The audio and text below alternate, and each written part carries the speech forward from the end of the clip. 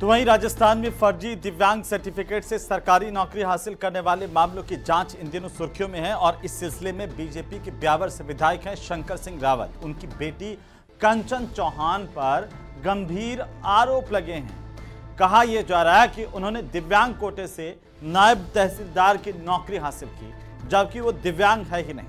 हंगामा बढ़ा तो खुद विधायक सफाई के लिए सामने आए, लेकिन अब एसओजी जांच करेगी कि बेटी का सर्टिफिकेट सही है या फिर जाली है। ये रिपोर्ट देखिए।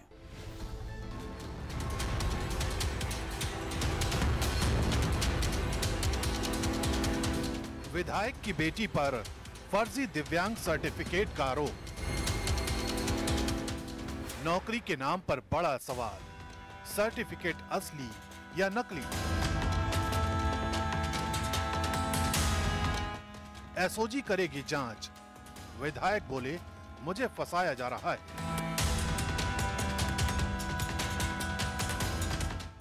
ब्यावर विधानसभा से चौथी बार विधायक बने शंकर सिंह रावत इन दिनों सबसे बड़े विवाद से घिर गए हैं।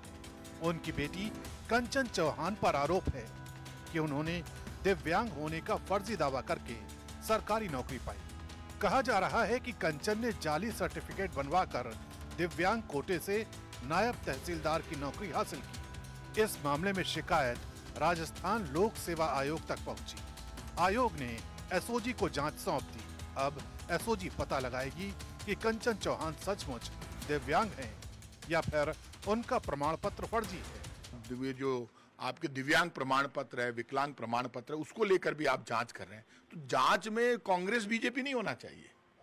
कांग्रेस का लीडर हो चाहे बीजेपी का लीडर हो, यदि उनके बच्चों की कोई बात आ रही तो उनकी भी आप जांच करोगे तो सरकार को फायदा होगा, नहीं तो सरकार का नुकसान तो 2 साल हो गए सरकार को। अब गुड्डी गुड्डी थोड़ा चलेगी। अब तो क्या है कि ये दुकानदारी 2 साल से सिर्फ कांग्रेस ने ये कर दिया, अशोक गहलोत ने ये कर दिया, और पंडित नेहरू जी के टाइम पर ये हुआ था। आजकल लोग कह रहे हैं काका थारा टाइम पर कहीं हो वो तो बता। बोले हमारे टाइम पर हमने कुछ नहीं किया, सिर्फ गाली देने का काम किया। तो कुछ करके दिखाइए। यदि आपके लोगों पर उंगली उठ रही है, राजस्थान बीजेपी सरकार के किसी विधायक, बीजेपी सरकार के किसी मंत्री पर सवाल खड़े हुए हैं और सवाल खड़े हुए तो जवाब देना चाहिए। विवाद सिर्फ बेटी तक ही नहीं रुका। शिकायत में विधायक शंकर सिंह रावत पर सीधे तौर पर आरोप लगाया गया है कि उन्होंने अपनी बेटी के लिए जाली दिव्यांग सर्टिफिकेट बनवाया। यही नहीं, विधायक की पुत्रवधू सुनीता का नाम भी सामने आया है। आरोप है कि सुनीता ने तलाकशुदा कोटे से नौकरी पाई। शिकायत बीजेपी अध्यक्ष जेपी नड्डा तक पहुंची है। इन आरोपों ने मामले को और गंभीर बना दिया है। खुद विधायक सामने आए और इसे साजिश बताया। हालांकि जांच के लिए भी हामी भरी। तो दूर रह करके मैं अपना काम कर रहा हूँ, अपना काम कर। अब वो जो मेरी इनके साथ पारिवारिक को भी इनको परेशान करने के लिए, इसलिए मेरी बेटी का नाम दूसरा नाम ला करके कि फर्जी सर्टिफिकेट है, फर्जी की जांच हो जाएगी। फर्जी सर्टिफिकेट का ये मामला अब नया नहीं है। हाल ही में एसओजी ने राजस्थान में नौकरी पाने वाले 29 अफसरों के दिव्यांग प्रमाण पत्र की जांच की। चौंकाने वाला खुलासा हुआ कि 24 के सर्टिफिकेट जाली हैं। इन पर मुकदमा दर्ज किया गया। अब एसओजी बड़े पैमाने पर दिव्यांगता प्रमाण पत्रों की जांच कर रही है। इसी कड़ी में विधायक की बेटी का नाम भी जुड़ गया है। आरोप कितना सच है और कितना झूठ, इसका जवाब सिर्फ जांच ही दे सकती है। लेकिन सवाल ये जरूर उठ रहा है कि गड़बड़ी कितनी बड़ी है।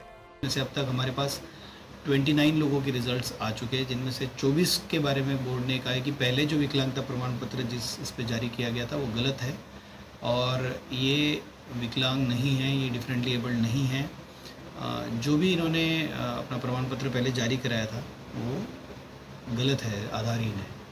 अब हमारी जो जांच है वो इस पे शुरू होगी कि भाई ये प्रमाण पत्र जारी करने के पीछे किन किन लोगों का हाथ था, किन किन लोगों का इन्वॉल्वमेंट था, प्रोसेस फॉलो किया गया था, नहीं किया गया था, और जो भी इसमें दोषी पाए जाएंगे उनकी विरुद्ध कार्रवाई। मेरी बेटी का नाम जाकर फर्जी सर्टिफिकेट से नौकरी का ये विवाद विधायक की बेटी कंचन और पुत्रवधू सुनीता तक ही सीमित नहीं है।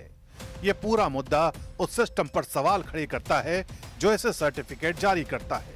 क्या कंचन चौहान ने सचमुच जाली सर्टिफिकेट से नौकरी पाई या फिर आरोप सिर्फ राजनीति का हथियार है? एसओजी की जांच इस राज से पर्दा उठाएगी। लेकिन बड़ा सवाल यही है कि सरकारी नौकरियों में बैठे कितने अफसर असली हकदार हैं और कितने नकली दस्तावेजों के सहारे सरकारी कुर्सी पर बैठकर रोटियां तोड़ रहे हैं।